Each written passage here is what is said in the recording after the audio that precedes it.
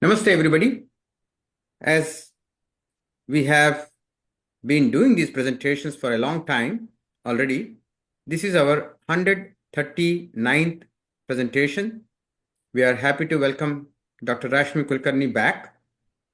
As I mentioned to you, it is not just lectures or data, details, presentations, information. We are slowly moving into very reasonable, actionable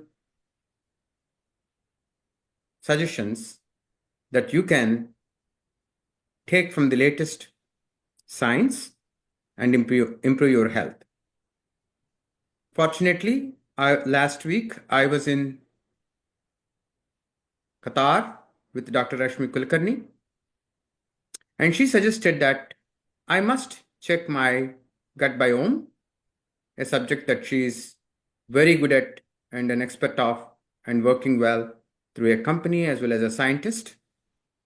This week I'm going to check. I already ordered. And now here she's going to present their latest work with gastroenterologists from England and also her work in India.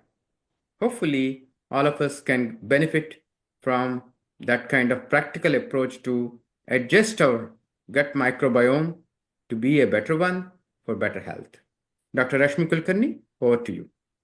Thank you so much for the very kind words, and thank you so much for inviting. I think this is the third time I'm here, so it is always a pleasure.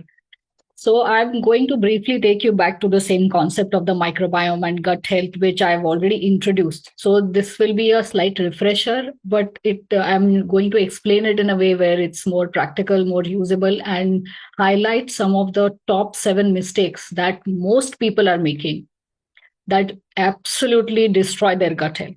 So this is, and then slowly I'll move to the end as to how we are moving towards helping people resolve chronic issues which have been ongoing for several years and they have not gotten any treatment or cure or whatever diseases that are so-called uncurable, how we can help in that aspect. So with that, I'm going to share my screen. So I hope you can see the screen. Yes, we can see it. Is it visible? Yeah. Okay. Okay.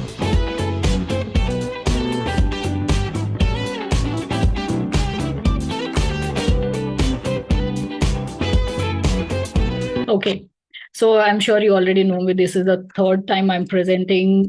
So this is my company, Arna Genex Solutions Private Limited. It's a microbiome resource platform where we do everything related to gut health. What is the reason for focusing on all of these? Because we see these epidemic proportions of all of these chronic diseases. We are talking about things like diabetes, kidney disease, hypertension, autoimmune diseases, allergies, food allergies that are on the rise, asthma, food dermatitis, that is skin allergies, eczema. There are mental health issues, especially after COVID. Most of us have had some kind of a mental health issue. Most people do not want to talk about it. Some people have received help for it. There's serious issues also like anxiety, depression, stress, ADHD, more serious ones like Parkinson's, Alzheimer's, recurrent infections that we saw, especially after the pandemic, flu, colds, coughs, gastric infections, poor concentration, poor memory. So all of these might look unrelated, but they are bound together by the same thing, which is gut health. If gut health is not in good shape, it can lead to a lot of these or all of these. The rise in chronic diseases that we are seeing in people who are younger and younger, we are seeing them even in children now. This is because of disturbances in the gut microbiome, in gut health. So I'm assuming that you have had some kind of an introduction that, I don't know how many of you were present in the previous ones or have a chance to attend, but I will again go through that as to what exactly I'm talking about. What is the microbiome? When I say microbiome, this is again a brief refresher for those of you who were already there, that I'm talking about not just our visible organs, but this is who we really are. When we talk about ourselves, it's not just our visible organs. Like modern medicine likes to treat diseases in the form of visible organs, but we are a combination of our visible organs as well as trillions of invisible germs or microbes that reside inside our body. They call our body their home. We have co-evolved to live in their world because we live in a bacterial world or a microbial world. They were there much, much before we came on the scene. This is what makes us completely human. So in order to understand what health really means, what gut health really means, we have to understand our invisible organ. Which brings me to this. Why should we care about this? We need to care because most people are not even aware of this invisible organ. And the reason why this is so important is because we cannot change our organs, we cannot do much about it. But the microbiome or the collection of these germs that live on our body or inside our body are variable. We are very much in control of what happens to them, what kind of microbes we are collecting, and what kind of functions they are going to provide. We are very much in control of our health in this aspect. This is why we should care, because we are not just human, we are microbial as well. And this is the component that we are in control of. They are everywhere inside and on our bodies. And this is again a refresher. What do these microbes do inside our body? Just taking a look at the gut microbiome. Now, there are collections of microorganisms everywhere in our body. There's a skin microbiome where these germs are actually performing very important functions to keep our skin healthy. People who have eczema actually have a very disturbed microbiome on their skin and even their gut. If we talk about the oral cavity, there are very, very important microbes in our mouth that help keep us healthy. If the oral microbiome is disturbed, there can be an increased risk of heart disease, of lung disease, of many, many chronic diseases, of hypertension, of even Parkinson's. So if we look at what the gut microbiome does, these are just a very few functions that I've highlighted. I can go on for days about this. They are very important for our mental health. They help us absorb minerals. Now, I had given this example before that when we are talking about absorption of iron or calcium, even if we take supplements lifelong, they are not going to help unless we have the right kind of microbes in our gut to absorb them. So if the supplements are not working, if eating the right kind of food is not working, it's probably because we are lacking the microbes. And how do we know whether we are lacking them? So I'll come to that shortly. They also help us make a lot of vitamins, like many of the B vitamins, half of the vitamin K that is required. Again, we see so many vitamin deficiencies. Where do they come from? Because people are lacking these microbes. They help us digest the fiber. So people who have bloating or gas or constipation or any digestive symptoms probably have a dysbiotic gut, probably have a disturbed microbiome. It's probably not very healthy. They also help us in developing muscles, in developing all organs, basically, in training our immune system. They help make our bones strong by helping us absorb calcium. They are very important in the health of our heart and also insulin secretion. So guess what? They do play a huge role in what happens in our body and how we are healthy or unhealthy. So this is something that, again, you might be familiar with. There is something called a hygiene hypothesis where we are over sanitizing our environment. Our houses are too clean. And the result of all of this, of using all of these, that our ancestors did not use even 1 or 2 generations ago, or even we did not use these as children. The things that are happening is that the microbiome is becoming less and less diverse because of this, because we are not receiving the right kind of microbes from our environment, from our food, from the water, from the air, from anywhere. We hardly interact with soil. How many of us are actually into gardening? How many children are playing in the park or interacting with soil with their hands? It's very rare, right? So all of this leads to things that are chronic diseases. When I was talking to a leading gastroenterologist in the UK, he told me something very shocking. He said, people are bringing their kids to me. So I asked him, why is that?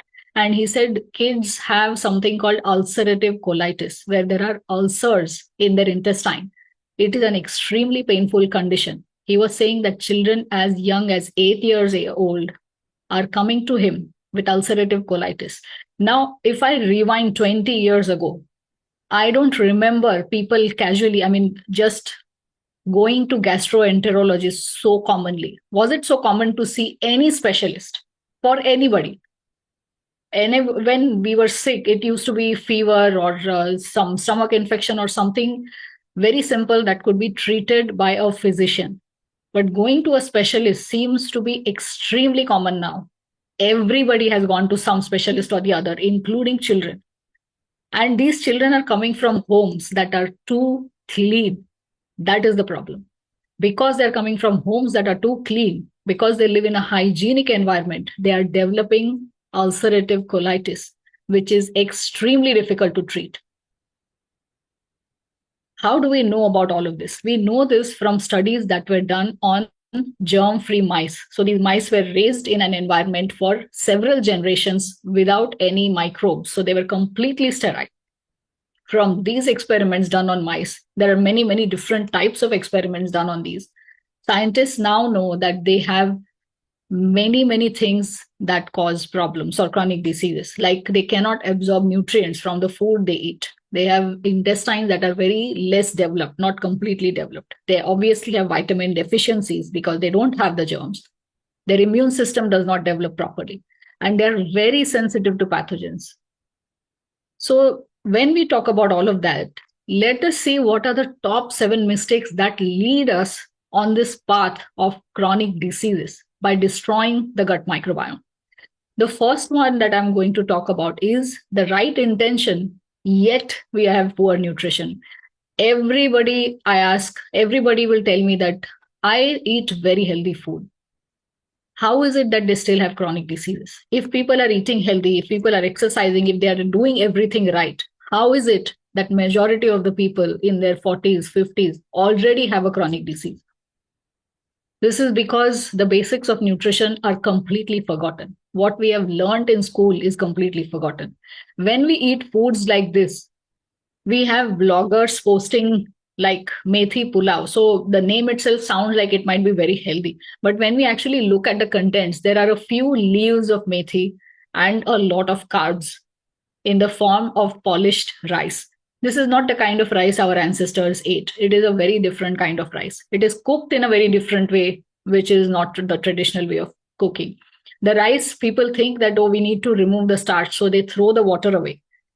What happens is the starch is not removed. Maybe a little bit of it is gone, but it also removes the minerals, vitamins, and micronutrients from the rice. So people just end up eating starch and they are thinking they are eating very healthy. And this goes on and on throughout the day in all of our meals. We eat a very carb heavy meal. The carbs are also not good quality. They are not complex carbohydrates. So the meals have become one pot meals because people don't want to spend time on cooking or doing things that are nutritious for them. And children are growing up eating this kind of food. So what kind of body will they have? We are lacking all of these complex things that we require: a rainbow diet, nuts and seeds, lean protein, all of the grains, lentils, cereals, the diversity of it, healthy fats. Fats are very, very, very important. So we are missing all of these, and fermented foods, spices, all of these are lacking in our diet. So where are we going to get our macronutrients, micronutrients, vitamins, minerals, and all of the things that we require, live microbes from the fermented foods? This is what we are missing. So even when we say that our food is very, very nutritious, and in some cases it is, what is the time of the day that we are eating this food? Is it at the right time? The traditional way of eating was only during daylight hours, which is the best way because the metabolism, which is shown in gray, the body clock, which is shown in gray, and the metabolic fire, which is shown in red, are completely in sync. We are able to digest food at the most optimal rate during daytime, during daylight hours. If we look at the microbiome, that is also very, very different during the day and at night. During this time, it is very well equipped to help us digest food. So when this continues during daylight hours, it leads to efficient extraction of nutrients from the food that we eat, and it leads to good health. The microbiome is also very happy. But this is not we are doing. It's because food is available 24/7. We pretend to be so busy that we want to ignore our eating times, and light is available 24/7. We are not just dependent on sunlight anymore. What that does is children are ordering from apps at 2 a.m. just because it's convenient. And this is leading to a disruption of the body clock. The metabolic fire and the body clock are completely out of sync. When this goes on for several days, months, years, what happens is the microbiome says, you know what, I'm not going to help you digest food. It's not happy. Our body is not happy. It changes beyond recognition. Now we have pathogens or disease causing microbes in our body instead of the healthy ones. The same healthy food that we are eating at weird hours is not giving any output. It is not digested because our body is not capable of digesting. So we have toxic waste products. We have undigested food. We have pathogens. And this gives rise to a lot of chronic diseases, a lot of infections, even several forms of cancers, poor overall health. So this is the first major mistake that most of us are making in terms of food. There are many other things, but because of time limitations, I'm focusing on the very, very critical ones that we see very commonly in our clinic, in our practice, in whatever we are doing. The second thing that we observe is about exercise. When we ask people whether they are exercising, they are either completely sedentary or they are overdoing it. There are some that are in between, but these are the most common things that we see. That people go to the gym, exercise for 1 hour, 2 hours every single day, and they do not eat according to the exercise. They do not check whether the exercise is suitable for their body type, for their metabolism, for their age, for their hormonal status, and they do not check what they are eating. Is it supporting that exercise? What exactly is happening? So this can be very dangerous. The other extreme is, of course, sedentary behavior, that people are completely sedentary, they do not exercise, and this is again extremely poor for health.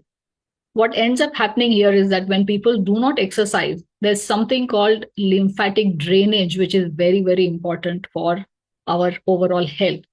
The lymphatic system is just like the circulatory system where blood is flowing all throughout our body. So this is a fluid called lymph, which flows through our lymph nodes. It flows through our body and it kind of gives the body a surveillance, or it looks at what is going wrong in the body. It tries to fix it. But blood is pumped throughout the body. Lymph does not have a pump. So how do we get it moving around the body? It needs movement. It needs exercise. So it's only when we are not sedentary is the body capable of having a good lymphatic drainage. So movement is extremely important for many, many different things. It also helps reduce stress. It helps improve the quality of the gut microbiome. So this is something that happens most commonly. The third thing that people do is to neglect their emotions. Many chronic diseases are a result of built emotions, the emotional baggage that people have, that they do not express freely, that they have accumulated over the years.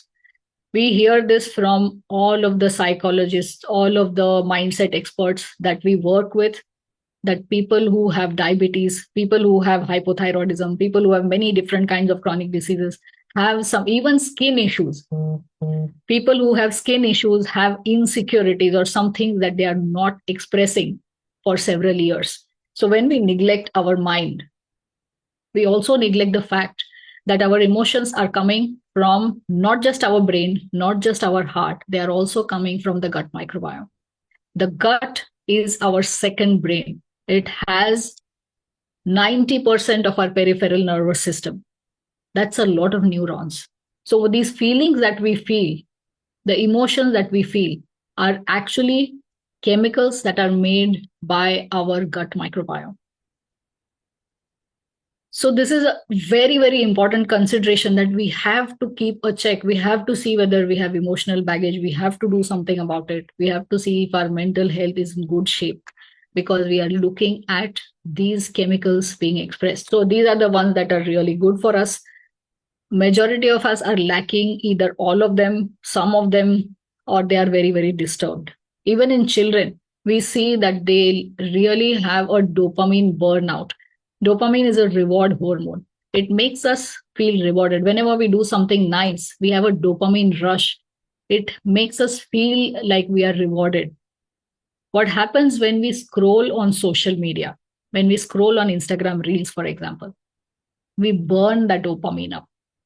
When we are lacking dopamine, when we go into a dopamine deficit, it scientifically it has been shown to increase our risk of diseases like Parkinson's. So imagine children who are on social media very early on, they're burning up dopamine. They already start with a poor microbiome. They do not have enough dopamine and they're burning it up using social media. How dangerous is that? There are many other chemicals that are made by our microbiome, like serotonin, which is a happiness hormone. 90% of the serotonin, which really makes us feel happy, is made by our gut microbiome. And this is converted to melatonin, our sleep hormone, in the evening. These two hormones also regulate how we can digest our food. So if we don't have these in the right amounts, at the right time, we cannot digest the food that we eat. And of course, we cannot be happy. So food and happiness, food and sleep are very tightly linked. Coming to this hormone called gamma aminobutyric acid. It is a calming hormone. It's like a brake on our nervous system. So kids who seem like they're out of control, they are so anxious or they are so, or they just cannot calm down. They're probably lacking this gamma aminobutyric acid. It is just a simple fix. They're probably eating too much sugar. That's why their gut microbiome is disturbed. That's why they cannot make GABA. That's why they cannot be calmed down. Oxytocin is something that's called a love or a bonding hormone. So when we lack this, we cannot feel the feeling of bonding for anyone. Ever seen a family where all 4 or 5 or whoever are looking at their cell phones, not interacting with each other? Maybe they're lacking oxytocin. Maybe they have a disturbed gut microbiome. So we can blame all the digital devices all we want, but here we are coming back to poor diversity of the gut microbiome. We are coming to this missing different chemicals that are required by us, and all of these are made by the gut microbiome. Whatever you see around you probably is going to go back to some reason that is related to the gut microbiome.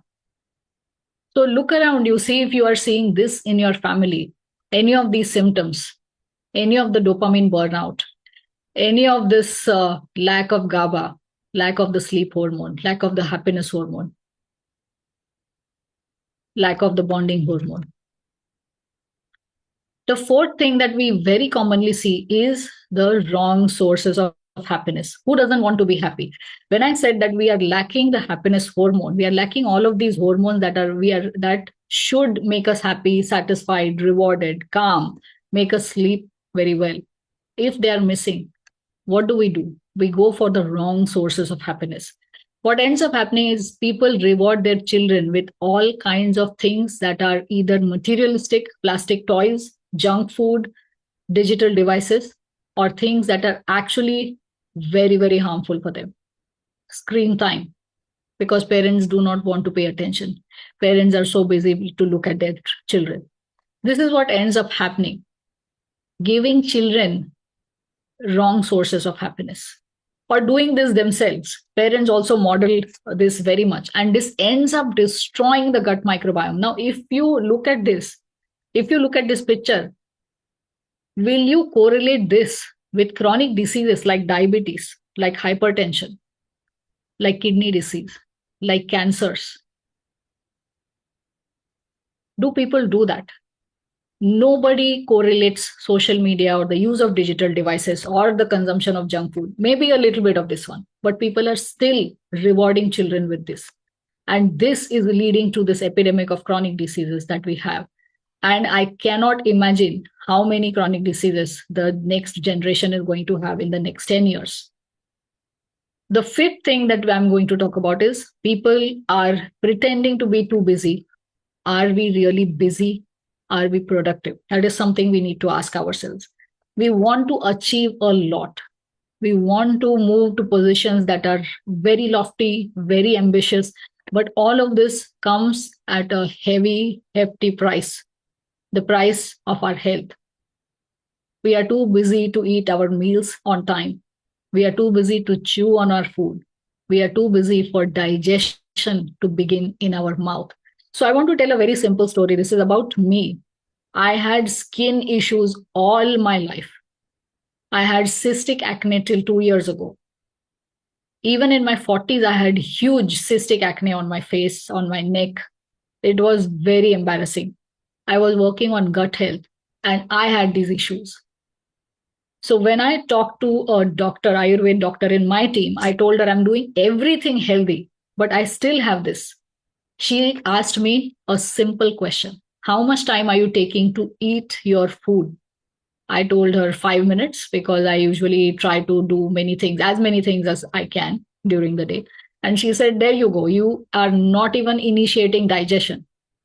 How do you think you are going to receive any nutrients from the food that you eat?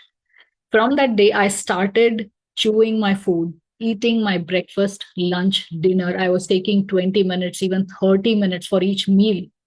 My skin cleared up completely. My gut health improved just by chewing the food, the same food that I was already eating. So, are we really busy? And what are we doing this for? That is something that is a question we need to ask ourselves. Underestimating our traditional foods. This is the sixth extremely important thing. We always bring people back, wherever people come from, we bring them back to the beautiful traditional foods that we have, especially with the diversity that we see in our cuisine in India, in different states. I'm sure this is the case in all countries, all of the ancient traditions, but because this is the one that I have studied the most, this is the example that I always give, that whichever state we look at, the diversity of the diet, the things that are present on a thali in a traditional thali in any state is so diverse. It has all of the seasonal produce, seasonal fruits, vegetables, fermented foods, different kinds of grains, millets, lentils, cereals, nuts, seeds, you name it. You have everything. You have the colorful array, and there is such a wide variety that every day we will see different things that are on the plate.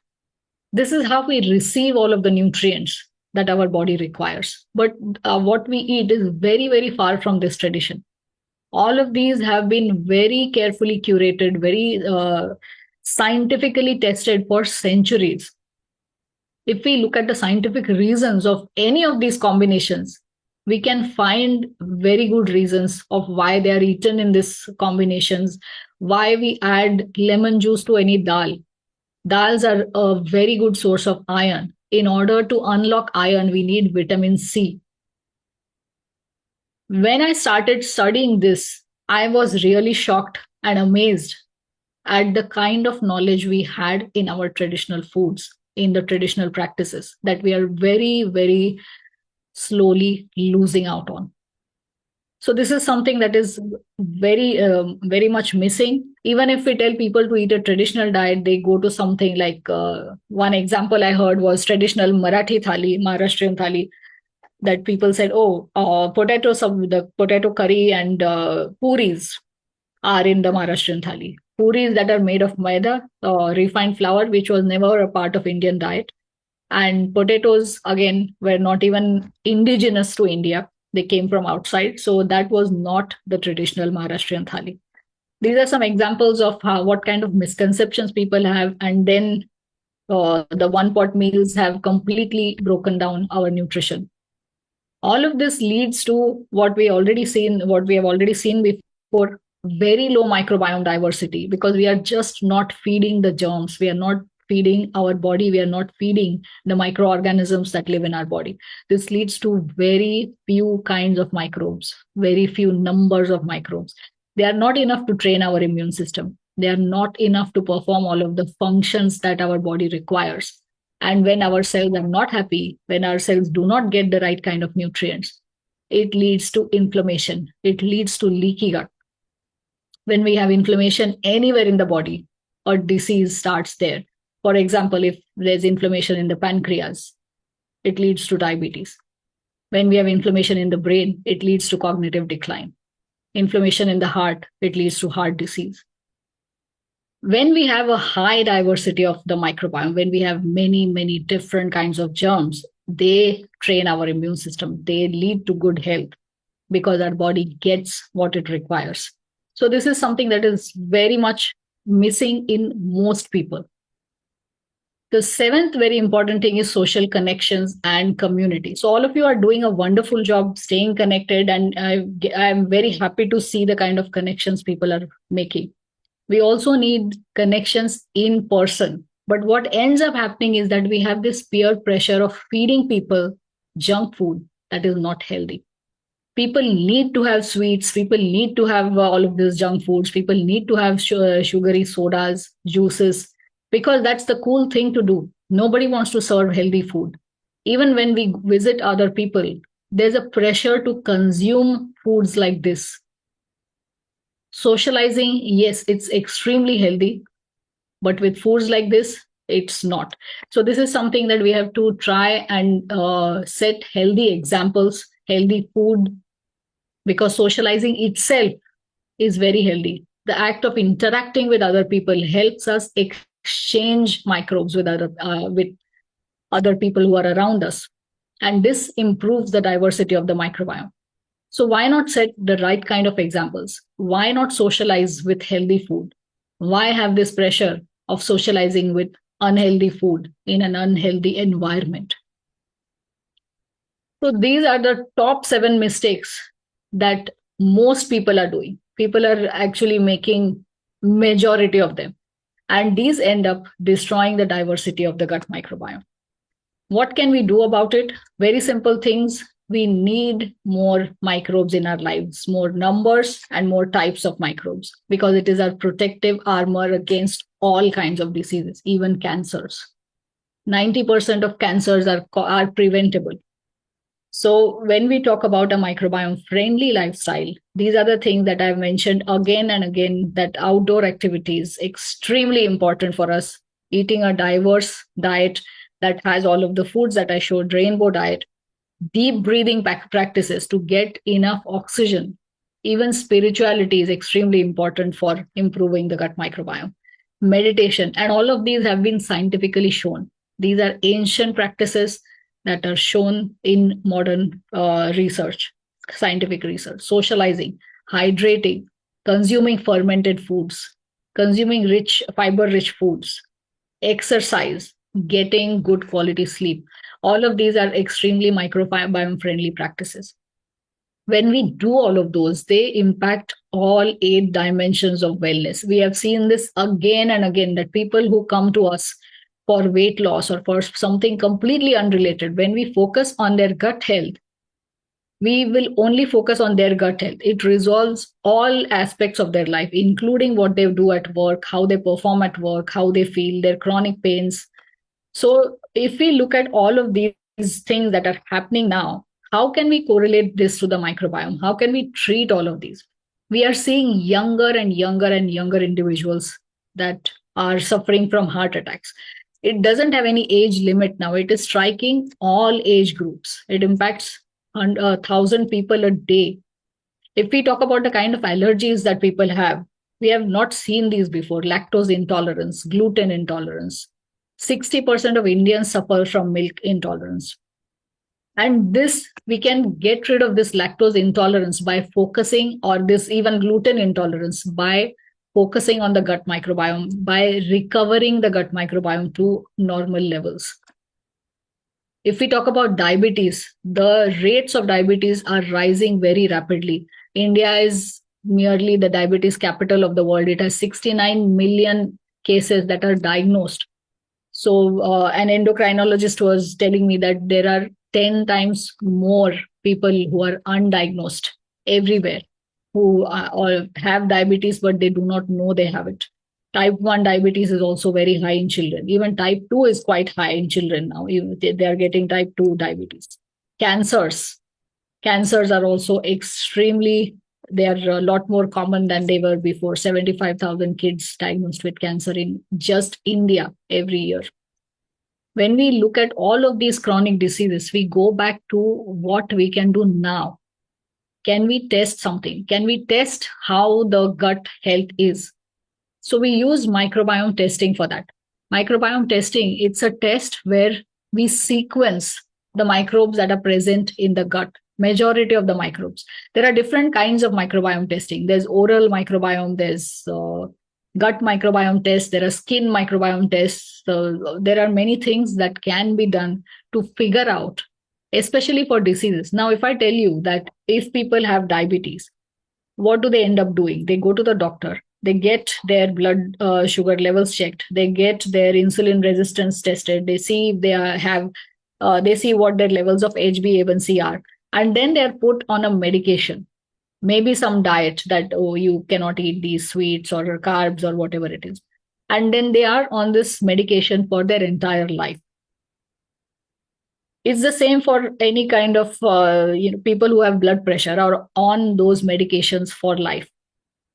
People who have IBS for several years. How many chronic diseases can we think of? Autoimmune diseases. That people are just maintaining these diseases for their entire lifetime. What can we do differently?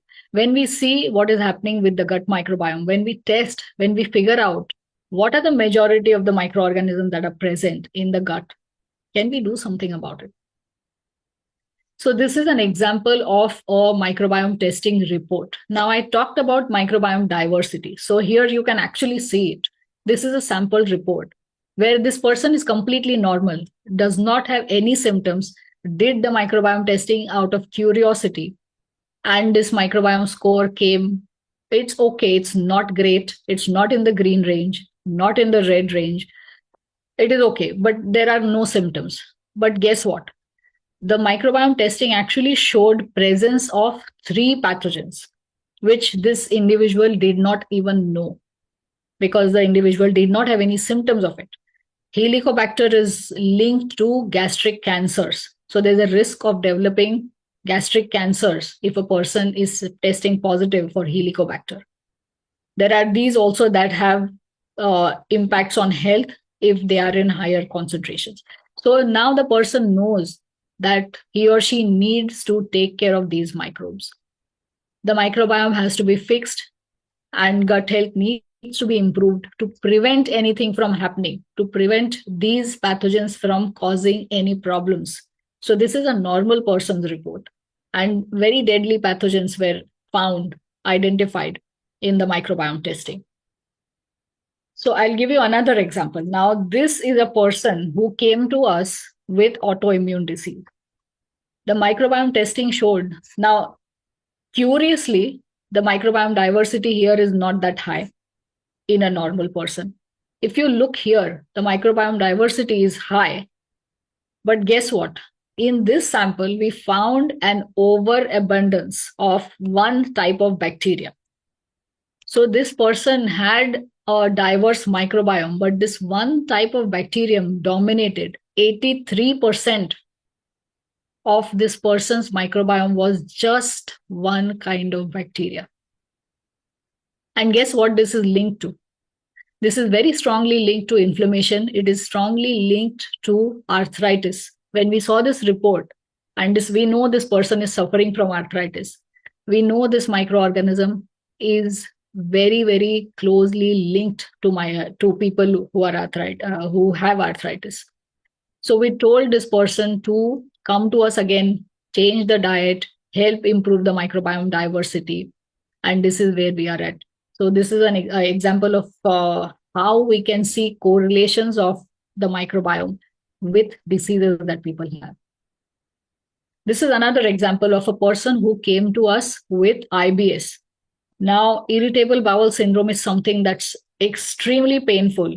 This person came to us, so I was just giving one webinar. This person asked me for help. She said she had been suffering from IBS for 20 years. She has seen many, many gastroenterologists. She was told it is incurable. She was maintaining this disease. So I asked her to do microbiome testing. She thought that she has already done so many tests, already spent so much on lab testing. So how can this be any different? It took us 6 months to convince her to do this testing. And when she did it, her score is in negative. Not just this that's bothering me. The interesting part here was that she had, I don't know you can whether you can see it, but she had an infection. This infection, the pathogen that is causing the infection, is a very well known, well characterized pathogen. When I saw it, I told her, please go to your gastroenterologist and tell your gastroenterologist to give this particular medicine. So she went there. She got the medicine. It turned out to be drug resistant. She took another medication for that.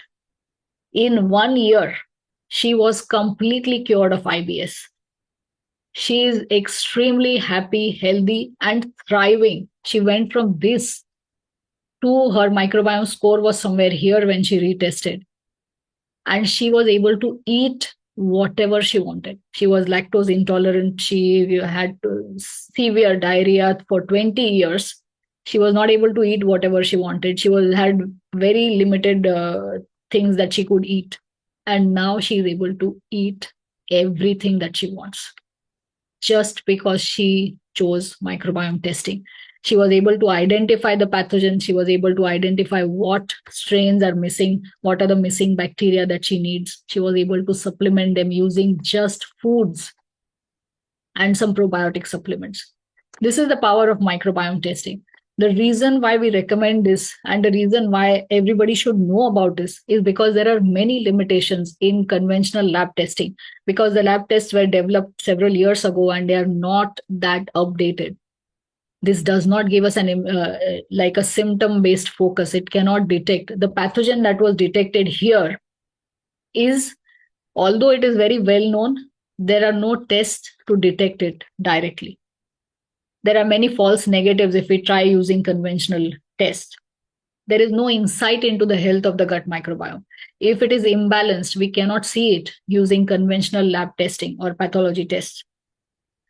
Even pathogens, inflammation, or the health of the entire ecosystem is not detected using conventional testing.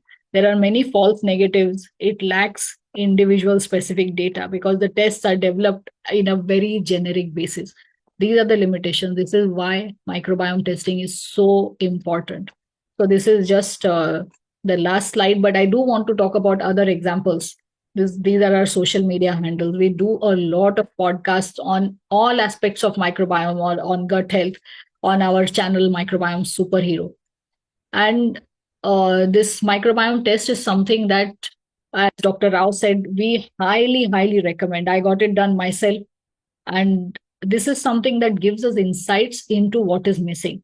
Now, we have done this for people who have autoimmune diseases, for people who have cancers, who have gastric cancers, for people who do not have any symptoms. But we can clearly see that there are things that they are going to get. It gives us an indication of what are the risk factors that people have, whether they are likely to have depression, whether they are likely to have autoimmune diseases, whether they are likely to have heart disease or diabetes. We can already see that doing the microbiome test. So this is something that we have seen. There are many kinds of diseases that we have reversed. Another example that other than this IBS that I want to give is plantar fasciitis. So I don't know if you are familiar with this. This is a condition where the base of the foot or the heel is very painful, especially when people wake up. This is very common in females in their 40s, especially 40s and above. I see many of my friends suffering from this plantar fasciitis. I had it myself a few years ago during COVID, and I was not able to visit a doctor. So this went on for 8 months. I was limping. I was in a lot of pain. So I gave one such webinar on the gut microbiome. And I was thinking to myself that I tell people about all of these things they need to follow for a good, healthy microbiome. But I am not following some of these. So when I started, I tweaked my diet. When I started making those gut friendly changes in my lifestyle, I was able to reverse my plantar fasciitis in 2 weeks. So we use that same thing, the same protocol for other people, and we have managed to reverse that for 5 other people. This is a great way of reversing inflammation. So, as I said, inflammation is the cause of many of these chronic diseases. When we are able to remove inflammation or the sources of inflammation, it takes care of whatever is happening in the body, because inflammation is disease agnostic. It does not care about diseases. Once we get rid of inflammation, it helps getting other diseases or everything in control. So this is something that I wanted to share. If you have any questions, any comments, I would definitely love to hear. So in my last presentation, I had presented just whatever I knew about the gut microbiome, or whatever. It was like a basic presentation. But here we have used it on many people, and we have seen very, very significant differences using the power of microbiome testing, or even just fixing gut health on many kinds of chronic diseases. Thank you so much, Dr. Rao, for giving me this opportunity. Sure, we are very happy. And this is the So, test. as you said, I'm sorry to interrupt. As you said, Dr. Rao, that we are working, because we managed to cure IBS. We are working with a gastroenterologist in the UK, where we are doing this microbiome testing for people who have diseases that are not cured by traditional medicine. Sure. And this is the test that Dr. Rashmi Kulkarni asked me to order. I ordered gut intelligence test from this Biome company, and probably in a week or 15 days, I will have the results. And in one of these meetings, I can share what happened with my personal testing. Thank you so much, Dr. Rao, for that you are also doing this test, because it gives a lot of different kinds And of also information. not only Can I'll I be ask? doing this test, let me not only I'm doing this test here, but also will be doing the same gut intelligence test by Dr. Rashmi Kulkarni's company, Superheroes, in India. Yes. And we compare. And this is very important for many of your relatives, friends who are constantly going to doctors for chronic diseases. Yes, now you can ask. I'll stop sharing. Yeah, how to build the gut microbiome? Yes, in order to build a gut microbiome, so as we age, the diversity of the gut microbiome keeps reducing. So it is very important to eat a diverse diet, like I told before, many different kinds of millets, especially. When we talk about millets, Dr. Khadar Wali has done amazing work on the positive millets, the ones he calls positive millets. They are very beneficial for even reversing chronic diseases. He has reversed all kinds of chronic diseases using just diet and some kadhas that they give. So these positive millets include kodo, barnyard, brown top, little millet, and foxtail millet. So these have very, very healing properties, because they are rich in protein, they are rich in fiber, and they are rich in all the micronutrients, vitamins, things like that. The other thing, we need to rotate different kinds of dals, have enough protein in our diet, have healthy fats.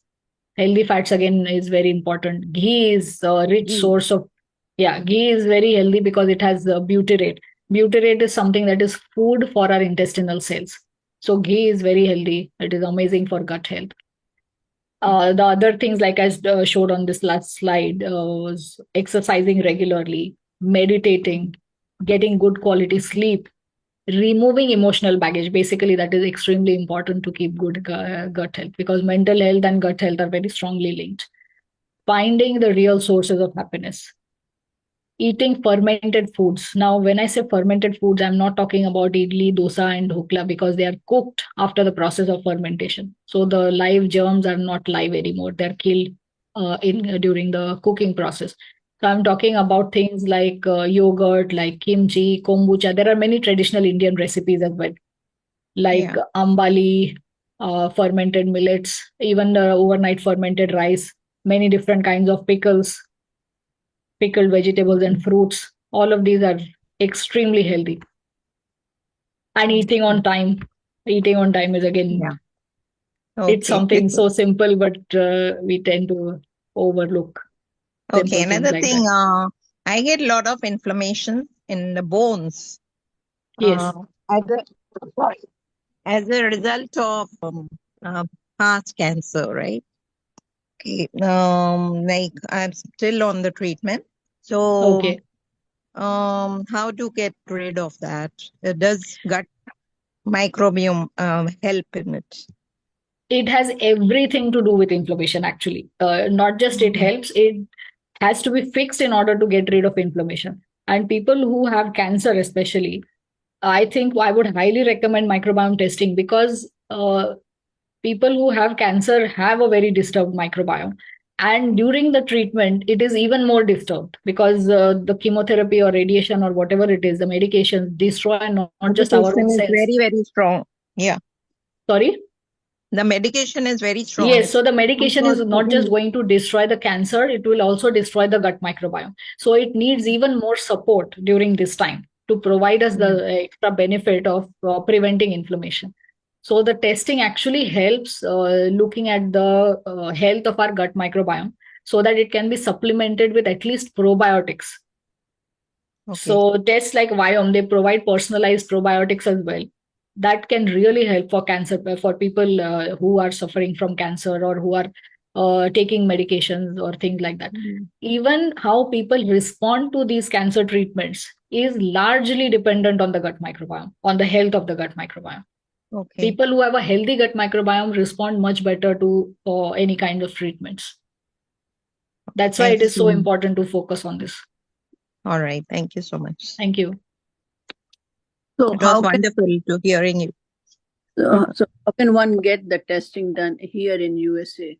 Yeah. It is available everywhere in the world. Viome is the leading company in the US. That's what Dr. Rao was showing. Okay. And what's the name of the company? Viome, I'll just post it here.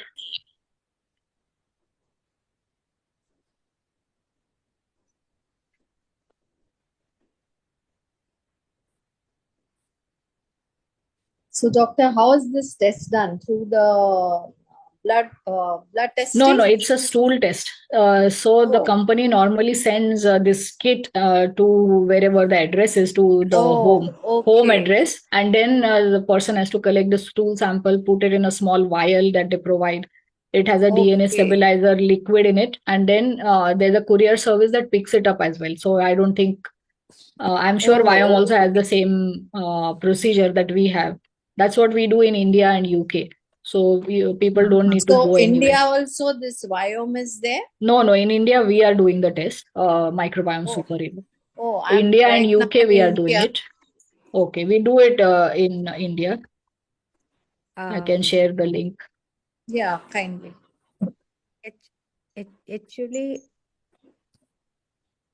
So here you can find microbiome testing on microbiomesuperhero.com. If you go to microbiome Okay. testing, the kit will come to your house. It will be collected from your house whenever you are ready. Oh, okay. So Okay. Got it. Please share the I Indian appreciate your superheroes website also. yes, I did. I just did that. Dr. It's in the chat box. So in the US, it's Viome. In India and UK, it's microbiome superhero. It And can in be done Spain, very easily. I am in Spain. So I And don't know. Sorry, where are you? I'm in Spain. Oh, Spain. I'm sure there are other companies. I can look at it. I know UK, we are providing that service, but for Okay. Spain, I can check.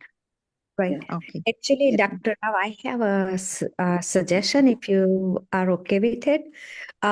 If you are suffering from cancer or arthritis or any of those diseases, the Medicare approves it if your doctor orders the microbiome testing. So you don't even have to go through anything. You can check check with your doctor. because the taste is not familiar, not everyone knows about it, but this could be done through your doctor. If the doctor thinks that you need a test, then it would be approved by Medicare. As far as I know, it may not be true for everyone, but I thought this was easy way for the US people to get a testing done. No, please Okay. say it again. I didn't get the first point. Right. As long as you are suffering from severe diseases, which is caused, as Dr. Kulkarni suggested, most of the diseases are coming from the gut health. If your doctor approves the microbiome testing here in US, the Medicare would pay for it. So you don't even have to do anything. Like somebody said that she has a cancer and she's getting a treatment. The microbiome testing would be free for her. And all you have to do is request the doctor to get the microbiome testing done. Okay, great. Yeah, that would really help because there are so many publications for that correlating how people respond to cancers based on their gut microbiome that if the doctor recommends it would be very helpful, definitely. And you talked about millet and, oh, sorry. Hello? Hello? Yes. Yeah. Yes, I Madhu. just wanted to ask if you can't eat millet and all. I've got a bad gut, but like certain things don't agree. So roti is okay, rice is okay. I cannot go to the millet and other grains you're talking about. They're heavy for me. Little bit I can eat, but not much. So what do you Okay.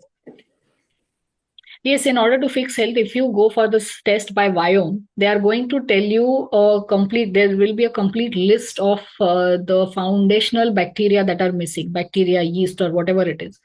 And they provide personalized probiotics that you will get monthly that you can take. And once your gut health improves because live germs are different in your gut, then you can start eating other types of foods. So that is something that would be very helpful right now in this situation. Thank you, Doctor. Yeah. Okay. Which is the best probiotic? Good. I would not give a blanket statement about best probiotics because if we look at microbiome testing and see what is missing. Now, when I did my microbiome testing and when I did my family members' microbiome testing, the strains that are missing in our microbiomes are different. If I just pick up a generic probiotic that has some bacteria in it, I don't know which ones I'm missing. Just because I did testing, I know which ones are missing and the specific thing that I need. That's why people who do not have any chronic diseases, it's the best thing to do is to eat the diverse range of fermented foods. That's how you're going to get a wide range of these microbes, and whatever needs to establish in your gut will establish whatever is missing. So that is the easiest thing to do. Yes, I take Omesoprol every day and 40 milligram, and yes, I take probiotic after that. I mean, whatever the doctor has written, I'll do that, but I don't know what kind of probiotic. Yes, that is the thing that the doctors actually don't know about this much. Yeah. They don't know microbiology enough. Yogurt is good for as a probiotic. Yogurt is also, it has one type of bacterium which may or may not be missing. So, okay. And milk? In general, it's good, but it's not a specific thing. Oh, okay. Thank you. Thank you. I'm Niruben Patel, and Namaste, Niruben. The lecture was really great. I Thank have you. a tendency of toilet. Every time I eat something, 4 or 5 times I had to run. And okay. Now I know I might have to do this testing to see. And I have a lot of inflammation. I did the knee surgery, but all those knee thing is all inflamed, and a doctor. Yes. It's arthritis. So this inflammation is it is very disease agnostic. Wherever it reaches in the body, it is going to cause problems. The problem with inflammation is that when we get pain, when our body is trying to signal that something is wrong, we ignore it, we take painkillers. The inflammation is still there. It goes somewhere else. It starts creating problems somewhere else. And then doctors give things to manage diseases like painkillers probably. Then it ends up in very serious things like this. And then we see other diseases also, which are all related to gut health. unfortunately, which is not tackled at all. So recently I fall down in April and I hit my tibia bone, and now Oh, I okay. have 30 years of varicose vein treatment. Now it has infected. So the doctor said if you don't take care of it, it might get gangrene. So I'm nervous now. And I put the wrap, and wrap just gave me more infection and more blisters. Okay, no, I think it's best to get this test done to get rid of the inflammation. Even personalized probiotics, I think they will help in reducing the inflammation, definitely. Okay, thank you. Thank you, doctor. Thank you so much. All right, thank you so much for Yeah, thank you. the Thank you so wonderful much, Rashmi. questions. Thank you. eye-opener session, really. Right. Very nice. Thank you so much. Wonderful, Thank you. wonderful. Thank you. Thank you. Have a wonderful day. Thank you. Thank you so much, Thank you. Dr. Rao. Thank you, Dr. Thank you, Okay. Geeta ji. Thank you, Bye-bye. Dr. Rao. Thank you, Bye-bye. Dr. Thank Rashmi. you.